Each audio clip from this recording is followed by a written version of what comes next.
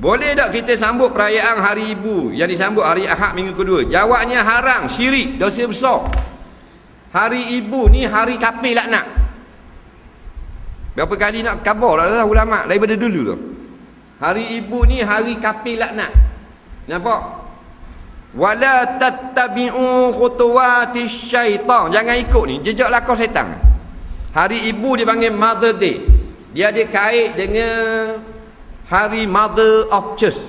Mother of Church ni maknanya kuasa terbesar di dalam gereja.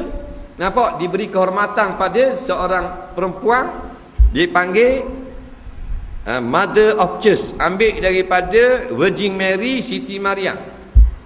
Nampak? Dia setiap minggu kedua bulan April sambut. Tu hak zaman dulu, zaman gelap. Hak zaman pertengahan ni bermula pada abad yang ke-19. Nampak? Mula start awal 1600. Senyap. Patutlah abad ke 1600 ni dia orang apply dengan gereja, dengan kerajaan, minta jadikan hari ibu sebagai hari cuti umum. 1800 lebih minta pula sekali lagi supaya gereja seluruh dunia isytiharkan hari ini hari perayaan dalam Kristian. 1862 tak silap, pada tahun 1950-an barulah diluluskan di Amerika sebagai cuti umum. Nampak? Jadi dirayakanlah dengan sehebatnya, menanglah puak-puak Mother Day ni. Jadi hari ibu dikira dalam negara Kristian hari cuti seluruh negara Kristian. Nah, maka sebab tu haram kita sambut. Nah, sebab orang Kristian dia akan buat mother cake, kek ibu, dan beri ke mak. Setahun sekali beri kek ke mak.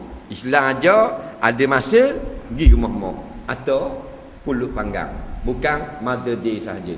Bila kita ke lapangan, jenguk ibu. Bila ke lapangan, jenguk ibu. Jadi hukumnya syirik dan haram. Tapi oleh kerana Melayu ni Melayu haprak, gaya orang semua dia nak berlaku. Cina, kita pergi di Beijing, dia tak akan sambut perayaan Deepavali. Betul tak? Orang Jepun tidak akan sambut perayaan awal Muharram. Pasal dia tahu ni orang Islam. Orang Meksiko disambut hari Christmas. Dia tak sambut Maulidur Rasul. Orang Kanada tak sambut Tai Pusang, coh wonyo pergi jalan. Tak ada. Nah, dia ada raya masing-masing. Bangsa Melayu hak bahlul ni saja, semua raya dia nak ke dia belaka. Betul tak? Raya Christmas dia raya attack.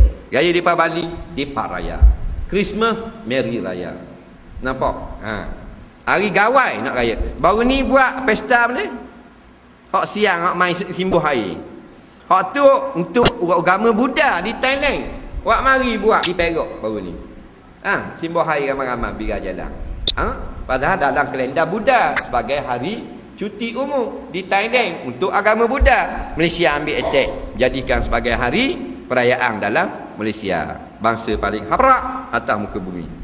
Wallahu a'lam. Bismillahirrahmanirrahim. Allahumma anfa'na wa 'allamtana wa 'allimna bima yanfa'una. Rabbana zidna 'ilma. Rabbana atina fid dunya hasanah fil akhirati hasanah wa qina adzabannar. Wa sallallahu sayyidina Muhammadin wa ala alihi wa sahbihi wasallam. Walhamdulillahi rabbil alamin. Assalamu alaikum warahmatullahi